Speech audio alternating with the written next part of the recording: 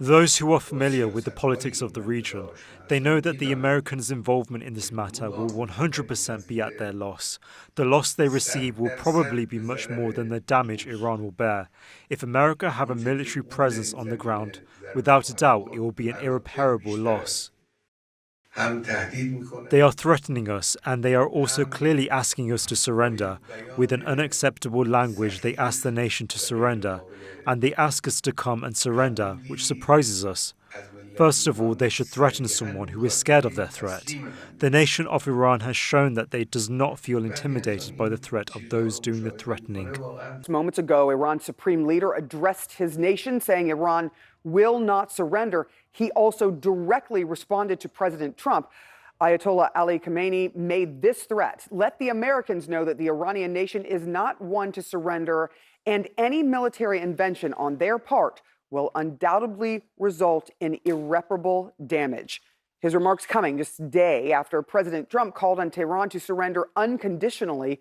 CNN's Nick Payton-Walsh is in London. What more can you tell us about what the Iranian supreme leader is saying this morning to his nation, but clearly sending a message to the world and specifically the United States?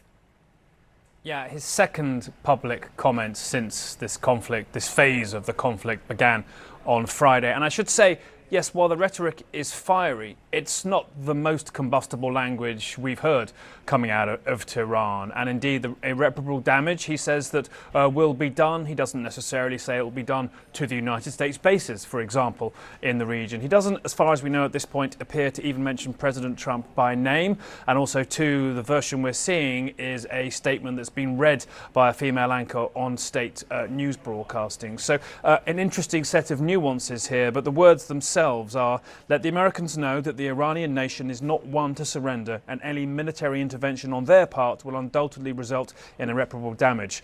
Those who are wise and familiar with Iran, its people and its history will never speak to this nation in the language of threats. And that, of course, comes after Trump himself suggested that Khamenei was an easy target and suggested they would hold off killing him for now, and demanded unconditional surrender. Now, I think many long-term observers of Iran would say to you it's highly unlikely at any stage you would hear the Ayatollah or anyone in his security circle accept the notion of unconditional surrender, and how, of course, will that even practically occur with Israeli jets in the sky. But this statement, I think, it's clearly putting Iran in a position where it's not about to suddenly kowtow to any specific American demand. It is clearly not looking publicly here or beseeching America for some kind of diplomatic off-ramp. But you've got to bear in mind too, Sarah, the position and condition Iran is currently in. A significant part of its military and indeed nuclear scientists having been killed, that hierarchy gone, disrupted, even the replacement chief of staff of the military killed in just the last 48 hours. Khamenei himself clearly dealing with the most existential crisis indeed of his career, with the Natanz enrichment plant heavily damaged, according to UN inspectors speaking in the last 48 hours, by these Israeli strikes. And so they're now looking, I think, at their military arsenal. What indeed do they have left?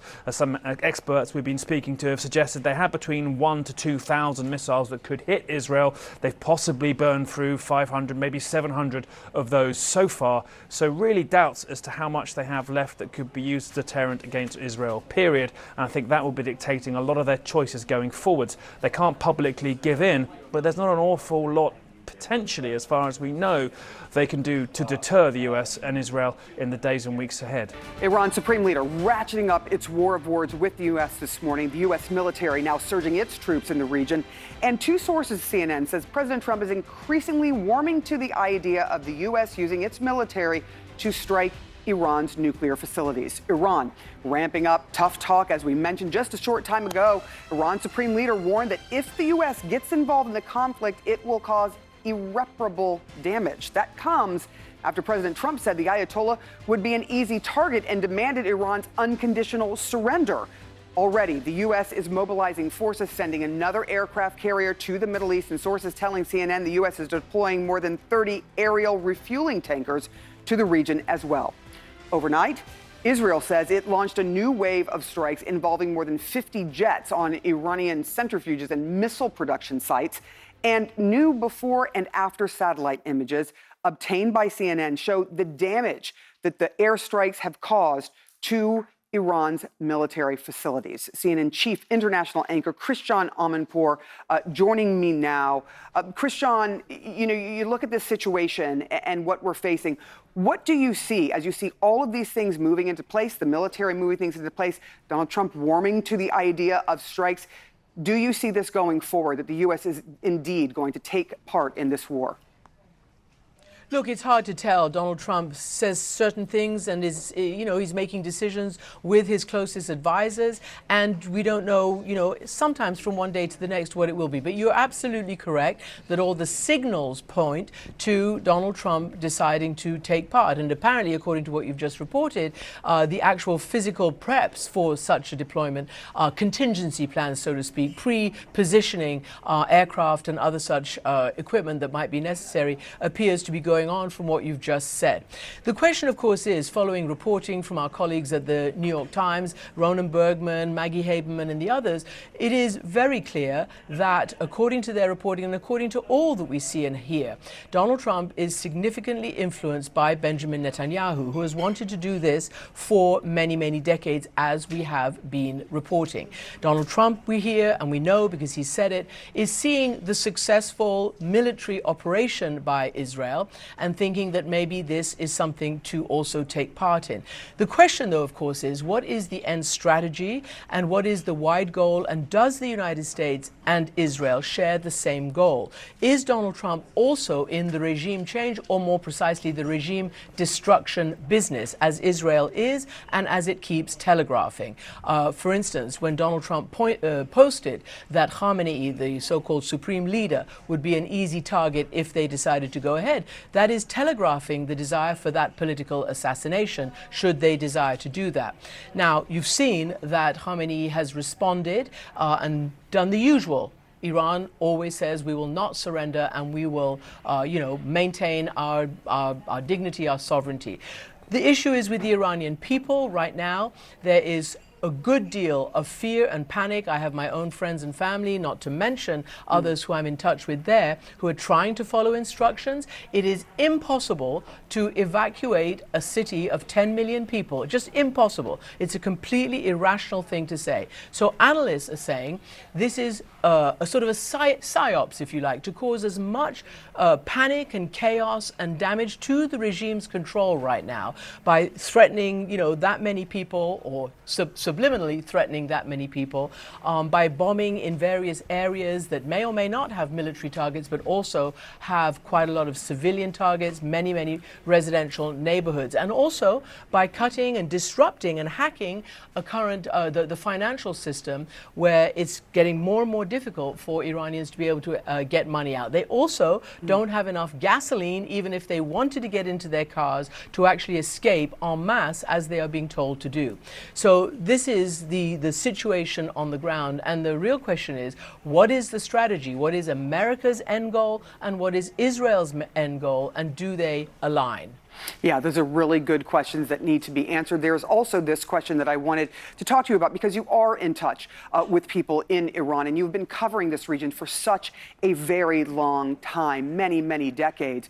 One of the stated goals we are now hearing from Netanyahu is that not only does he want to get rid of the nuclear facilities that Iran has and its nuclear capabilities, but he is calling for regime change. What are you hearing from within Iran as Israel is also striking Iran and sending people into a panic?